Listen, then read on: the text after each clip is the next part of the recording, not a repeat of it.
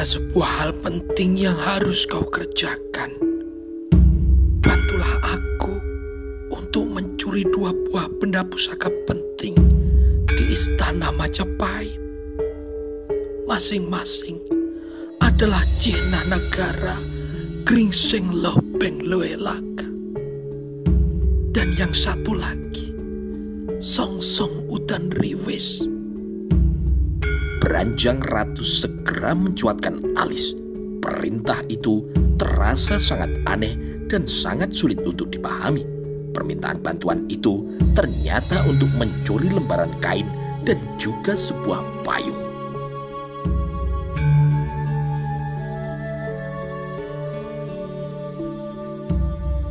Jina Negara, siapapun punya. Orang Semajapahit memiliki Jina Negara yang dipasang di pendopo-pendopo rumahnya. Jina Mojopahit berupa gambar buah wilwa yang bersinar dengan latar belakang kain yang bercorak Gringsing Lobeng Loelaka. Namun, Jina pusaka bukanlah Jina seperti pada umumnya karena memiliki nilai sejarah yang oleh karenanya keberadaan Jina itu dianggap sebagai lambang negara yang dikeramatkan. Hal yang demikian karena benda itu merupakan Jina yang pertama dibuat atas perintah dari Raden Wijaya yang tentu sangat berbeda dari Jina yang dibuat dalam jumlah banyak yang kemudian dibagikan kepada segenap rakyat dengan kewajiban harus memasang lambang negara itu di rumah masing-masing. Di samping Jina Negara, para kawulo juga wajib memiliki bendera gula kelapa. Bendera yang berwarna merah putih itu dikibarkan pada hari-hari penting tertentu.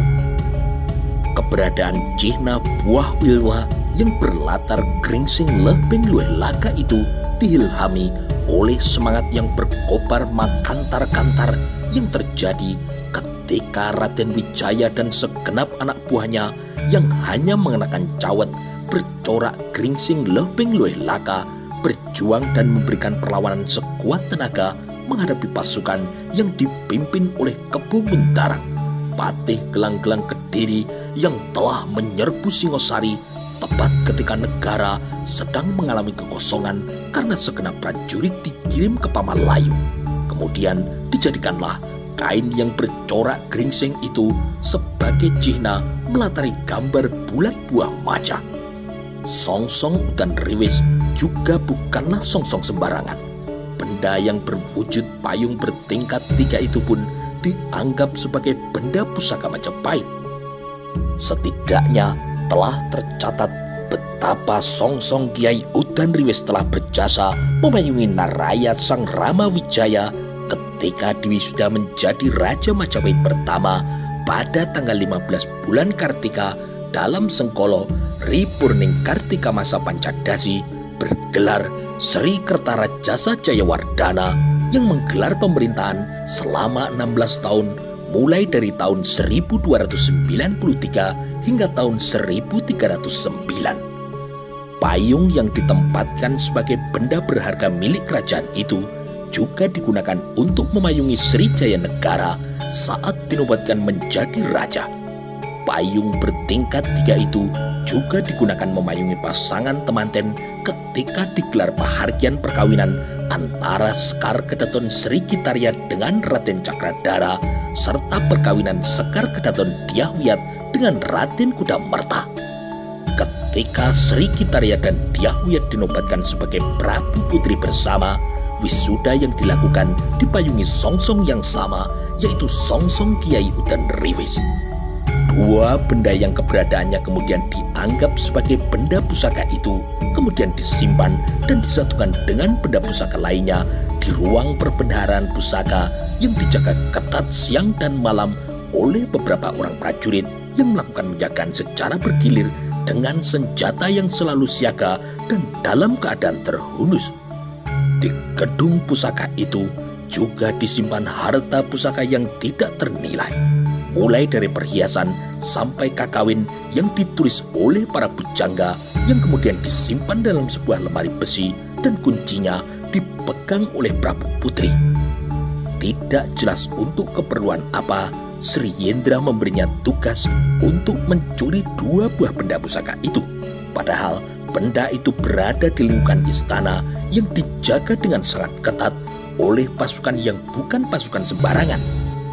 Pasukan khusus Bhayangkara tidak hanya menjaga istana Majapahit dengan amat ketat untuk memberi jaminan keselamatan kepada 2 Prabu Putri serta segenap keluarganya, akan tetapi juga termasuk menjamin keutuhan semua benda pusaka yang disimpan rapi di ruang perbendaharaan pusaka itu. Maka semut pun mustahil bisa masuk tanpa izin.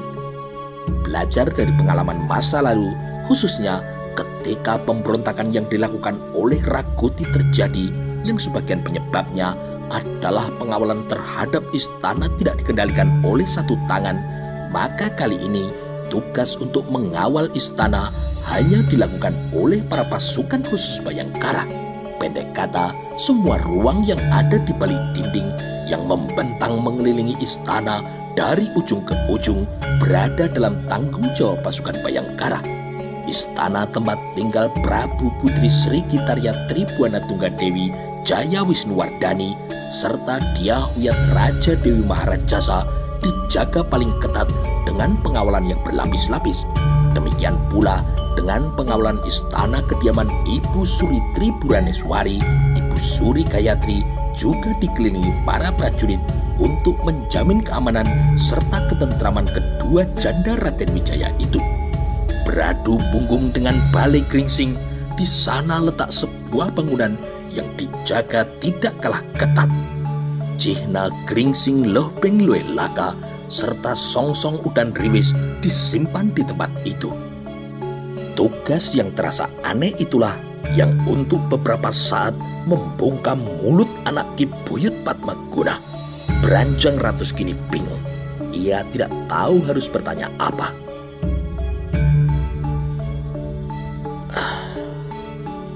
Ger, tentunya kau bingung untuk alasan apa aku meminta bantuanmu melakukan itu, tanya Sri Yendra. Beranjang Ratus kini mengangguk. Kau tidak perlu bingung, Beranjang Ratus. Lakukan saja tugasmu untuk mencuri kedua pusaka itu. Selebihnya percayakan kepadaku. Aku akan memberi petunjuk atas apa yang harus kau lakukan kepada kedua benda itu. Lalu kini hening yang senyap datang menyelinap menyudutkan Ki Beranjang Ratus yang tidak perlu mempersoalkan mengapa tugas nista itu harus dijalaninya. Beranjang Ratus tidak perlu berlama-lama berhadapan dengan bibi yang sangat dihormatinya itu. Beranjang Ratus akhirnya merasa yakin akan melaksanakan pekerjaan yang dilakukan oleh para maling itu walaupun sesulit apapun. Jika bibi Sri Yendra membutuhkan sesuatu atau memerintahkan apapun, diperintah ambil ke lautan api pun ia pasti akan menerimanya. Sementara itu, di sebuah hari di tahun Saka 1253 atau tahun Masehi tahun 1338, pada suatu petang ketika udara mengalir amat mencurigakan, setidaknya itu di mata orang yang waskito bermata tajam mampu melihat wilayah yang lain yang orang kebanyakan tidak melihatnya. Paling tidak dimulai hal itu dari senja dengan Candi Kala Merah yang sangat menyilaukan. Konon sebagian orang percaya kemunculan Candi Kala yang demikian merupakan awal dari wabah penyakit mata. Penyakit yang sangat menular melalui sentuhan tangan bahkan dari udara yang berhembus. Orang yang terkena penyakit itu akan merasa ada pasir di matanya, sangat risih dan sangat pedih. Menghadapi keadaan seperti itu, siapapun yang terkena akan berkeinginan kuat untuk mengusap matanya. Celakanya, makin diusap, rasa pedih itu akan semakin menjadi-jadi. Kemunculan Candi Kala yang disertai hembusan angin halus, angin yang berhembus halus itulah yang kemudian mencuri perhatian karena seperti membawa mantra yang ditembangkan oleh dukun teluh yang pembacaan bait-baitnya sungguh sangat menggetarkan dedaunan. Namun ternyata tanpa Candi Kala sekalipun, penyakit mata sebenarnya sedang mewabah di beberapa tempat. Hal itu secara nalar dipicu oleh kemarau panjang yang menyebabkan debu-debu berterbangan ringan di udara. Sakit mata kemasukan debu rupanya menjadi awal dari sakit mata menular karena pada debu yang masuk ke mata melekat bibit penyakit. Lalu getar udara yang aneh dari angin halus itu makin terasa ketika malam telah datang. Kehadirannya diikuti pula dengan tanda-tanda yang lain.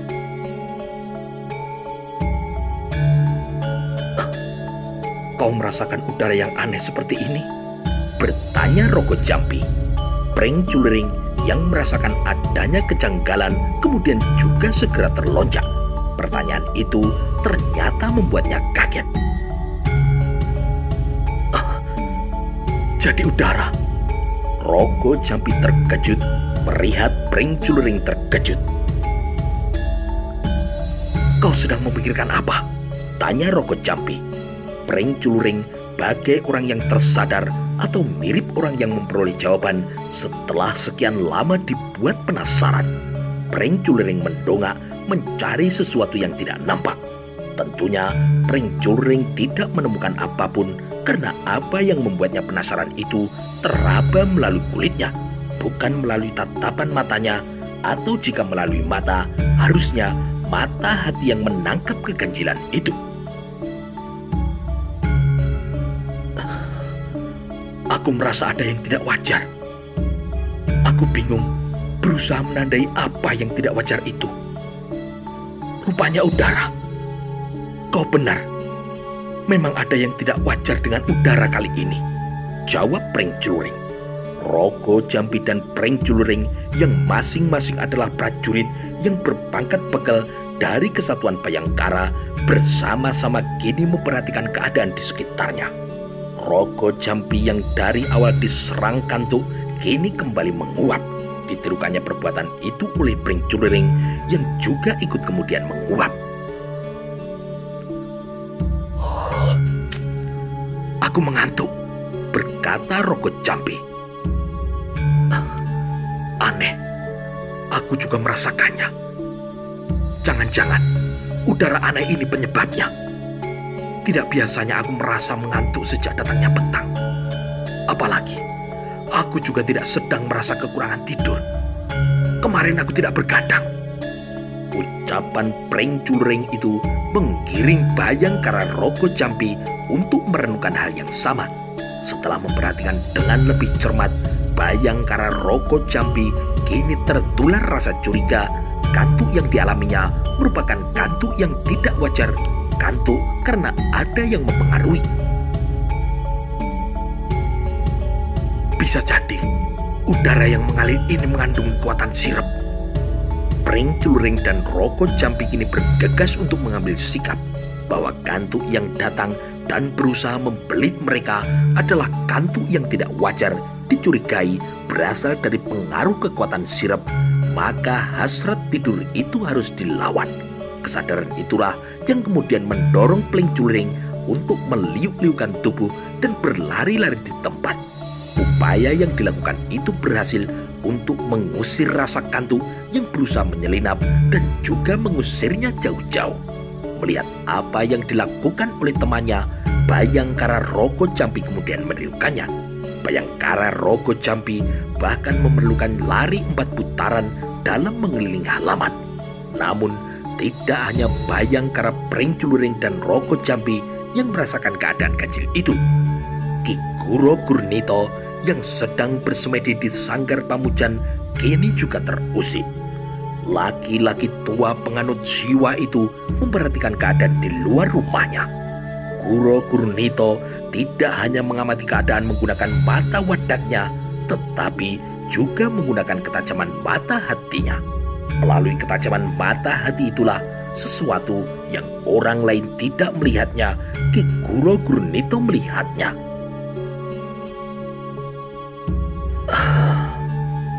Akan terjadi peristiwa apa ini? Tanya Ki Guro Gurnito dalam hatinya. Melihat suaminya keluar dari sanggar pamujan, Nyai Guro Gurnito kemudian menyusulnya. Perbedaan usia antara Ki Guro dan istrinya terpaut jauh. Ki Guro Gurnito berusia lebih dari 40 tahun ketika ia mengawini Nyai Pudak Jene yang ketika itu masih berusia 20 tahunan. Perkawinan yang telah dijalani lebih dari 20 tahun lamanya itu nyatanya Yang Widi belum berkenan untuk memberi mereka keturunan. Kini Ki Guro berusia sekitar 60 tahunan, usia yang pantas disebut telah kakek-kakek. Sementara itu istrinya yang kini berusia 40 tahunan itu nampak masih muda. Kemampuan merawat diri perempuan itu menjadikannya nampak seperti baru berusia 30 tahunan, usia yang sedang penuh-penuhnya gelegak geliat. Sebaliknya, Ki Guro justru mulai menurun. Sesuai kodratnya, dua orang dengan selisih usia amat jauh itu tengah bergerak ke arah yang berbeda. Ki Guro makin meredup, Nyai Pudak Jene justru makin membara. "Ada apa, Kakang?" tanya Nyai Pudak Jene. Ki Guro Gurnito belum menjawab pertanyaan itu. Pusat perhatian Ki Guro masih tertuju pada upaya mencari jawab keadaan janggal yang mengalir bersama udara itu. Tepat di depan rumahnya, Pasar Daksino sudah tidak ada jejak geliatnya sejak siang menjelang sore tadi. Pasar itu sepi. Biasanya di depan pasar masih ada orang yang berjualan panganan, diantaranya berjenis-jenis makanan yang digoreng. Namun sejak malam ini, orang yang biasanya berjualan itu tidak bisa berjualan lagi. Penyakit yang tidak jelas apa namanya telah menyebabkan tubuhnya lumpuh sebelah. Banyak orang yang bertanya-tanya kemana perginya, banyak pula yang merindukannya. "Kau merasakan ada sesuatu yang aneh, Nyai?" tanya Ki Guro Gurnito. Nyai Guro kini memandang suaminya dengan tatapan mata yang larut. "Apakah ada yang aneh dengan udara ini, Kang Mas?" balas Nyai Pudak Jene. Ki Guro Gurnito kemudian menengadah memperhatikan bintang-bintang yang bergemerlapan di langit. Langit memang bersih dan tidak ada rembulan. Itulah sebabnya gugusan Bimo Sakti terlihat amat jelas. Tidak sulit untuk menemukan bintang Waluhu dan menandai bintang yang disebut lintang Panjer Sore yang berada jauh di langit barat dan siap untuk tenggelam itu. Di bentang langit yang luas tanpa batas itu, Ki Guro Gurnito tidak menemukan bintang yang dicarinya. Ki Guro berharap jangan sampai bintang itu muncul, karena andai kata lintang kemukus pemilik ekor yang memanjang bercahaya itu muncul, Ki Guro meyakini hal itu sebagai pertanda bakal muncul sebuah bencana. Kisah di masa silam, Ki Guro meyakini adalah tanah Jawa masih berada dalam kekuasaan negeri Medang Kahuripan ketika lintang kemukus itu muncul di tengah malam. Pengaruh buruk dan juga jahat dari bintang yang berekor itu dimanfaatkan dengan baik oleh seorang perempuan penyihir dari desa Gira. Perempuan itu tidak hanya dari perbuatannya yang mengerikan, namun juga penampilannya. Tersinggung karena anak sewatawayangnya belum laku kawin, Nyai Calon Arang kemudian menyebar tenungnya. Kekuatan sihir yang mengalir bersama dengan udara yang menjelma menjadi gugusan penyakit yang mematikan.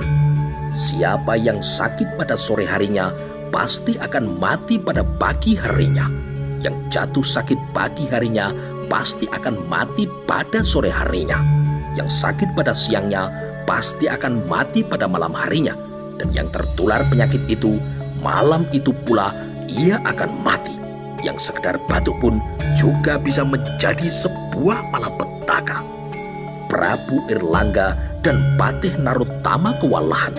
Namun Empu Barada mampu menolong dan mengatasi keadaan itu melalui salah seorang muridnya yang bernama Empu Bahulu, yang kemudian diperintah menyelinap bahkan mengawini Ratna Mangali.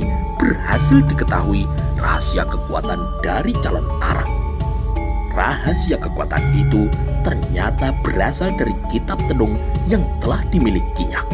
Melalui kekuatan rahasia itu, Nyai calon arang berhasil untuk dihancurkan. Bersamaan dengan kematian Nyai calon arang, udara kini kembali bersih, matahari kembali berseri, dan Candi Kala tidak perlu berkunjung dengan warna yang menyilaukan, serta lintang kemukus yang menakutkan juga tidak pernah nampak lagi. Ki Kuro Gurnito tidak perlu resah karena bintang yang dicemaskan kemunculannya itu tidak menampakkan diri. Namun udara yang mengalir kali ini benar-benar telah membuatnya curiga. Keadaan yang mampu membangkitkan semua bulu kuduknya.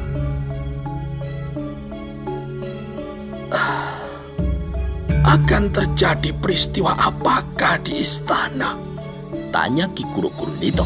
Semula Nyai Budak Jene menemani suaminya berdiri memperhatikan malam yang hitam. Tidak kuat berdiri terlalu lama karena lelah terperas tenaganya di siang sebelumnya, Nyai Kuro Gurnito kemudian berbaring di lincah. Perempuan itu telentang sambil menghitung ada berapa jumlah bintang yang menggambar hayal. Nyai Kuro Gurnito kini membaringkan diri sambil mengumbar angan-angannya. Akhir-akhir ini, Nyai Kuro Gurnito memang sering mengumbar angan-angannya. Jarak usia yang terlalu jauh dari suaminya itulah yang telah menyebabkan ia kemudian sering mengumbar angan-angannya. Padahal meskipun angan-angan jika itu menyangkut laki-laki lain, mengangankan orang lain yang bukan suaminya, hal yang demikian sudah bisa dianggap perselingkuhan. Akan tetapi senyampang masih manusia. Manusiawi, manusia melakukan sebuah kesalahan. Ki Kuro Gurnito yang melihat istrinya menguap sejenak setelah ia berbaring, kini mencuatkan alisnya tanda curiga. Belum terlalu lama, kamu sudah mengantuk, Nyai? Tanya sang suami. Banyak sekali yang kukerjakan tadi siang, Kakang. Aku lelah sekali, jawab Nyai Budak Jene. Untuk memuasi rasa curiganya, Ki Kuro Gurnito kemudian turun ke jalan di depan rumah. Di arah barat terlihat barisan obor yang ditancapkan di tepi sepanjang jalan. Demikian pula di arah timur, barisan obor memanjang dinyalakan untuk menerangi jalan itu. Bahan baku obor itu adalah cairan minyak kental yang diambil dari sebuah sumur di daerah Tuban. Minyak kental kehitam-hitaman semacam itu banyak dijual di pasar. Untuk keperluan menyalakan obor yang dibutuhkan dalam jumlah yang banyak, biasanya digunakan minyak lemak atau minyak jarak. Namun sejak minyak hitam ditemukan dengan sengaja dari sebuah sumur di wilayah Bojonegoro dan Tuban, atau bahkan menusuk lebih jauh ke Cepu, penggunaan minyak lemak dan juga minyak getah pohon jarak dihentikan. Pembuatan minyak jarak membutuhkan pohon jarak yang banyak. Sementara itu, bau minyak lemak amat menyengat di hidung. Pembuatannya pun juga dirasa amat menjijikkan.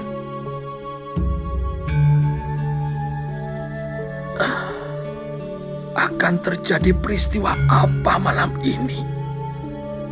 Keadaan ini sungguh sangat mencurigakan. Hari memang senyap sejak dari awal.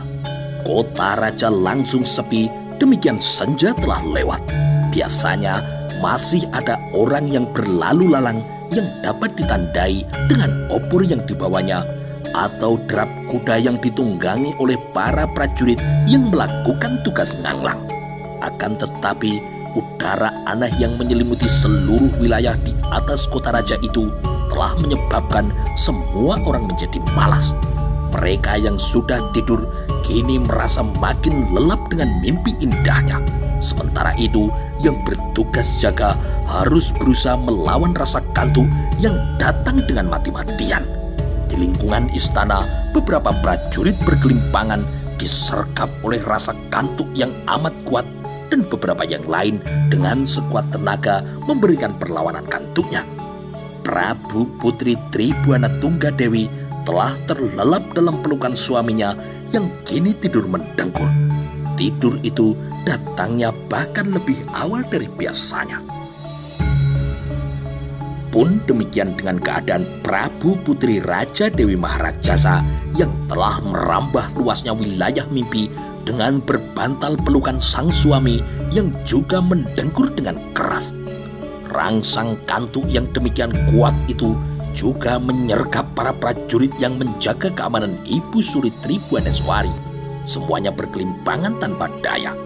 Akan tetapi, sekuat apapun serangan kekuatan sirep itu tidak mampu menjebol pertahanan Ibu Suri Gayatri yang demikian larut dalam pemusatan kendali.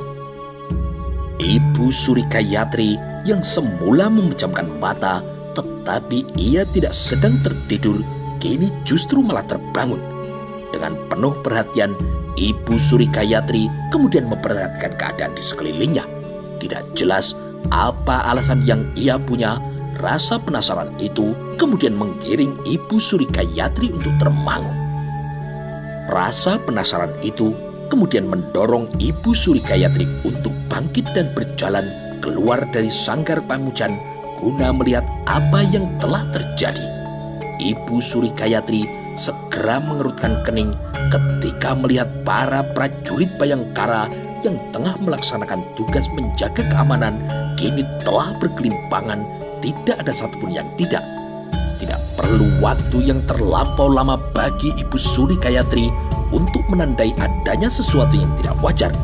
Namun, boleh jadi Ibu Suri Gayatri tidak tahu harus bagaimana menyikapi keadaan itu atau karena alasan lain. Janda mendiang Raden Wijaya itu kemudian tidak melakukan apapun dalam menyikapi keadaan yang tidak wajar itu. Sementara itu, di pendopo rumahnya, Ki Guro Gurnito membutuhkan istrinya untuk diajak berbincang, setidaknya sebagai lawan bicara mengupas keadaan yang kecil itu. Akan tetapi, cepat sekali kantuk itu menyergap.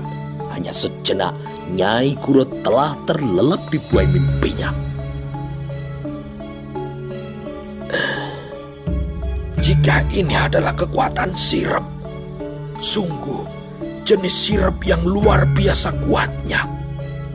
Wilayah kekuatannya juga sangat luas. Maling mana yang berniat mencuri di istana?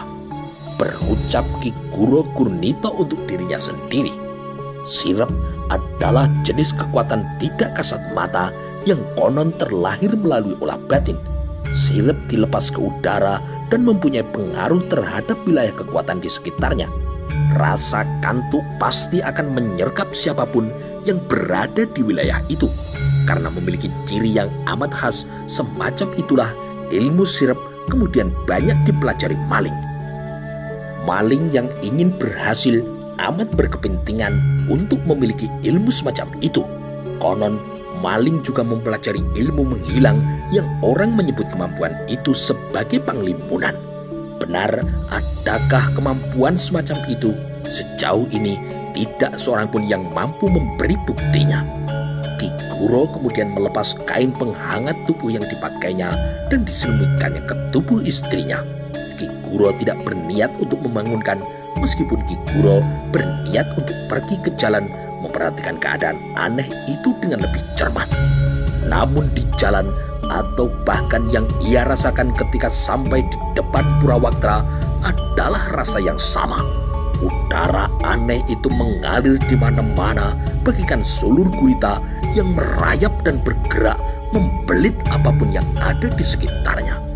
Meskipun Ki Guro mampu menandai keadaan yang aneh itu, ia tetap tidak mampu menebak peristiwa apa yang akan datang. Ke depan ia melihat gelap tanpa cahaya. Sepi sekali.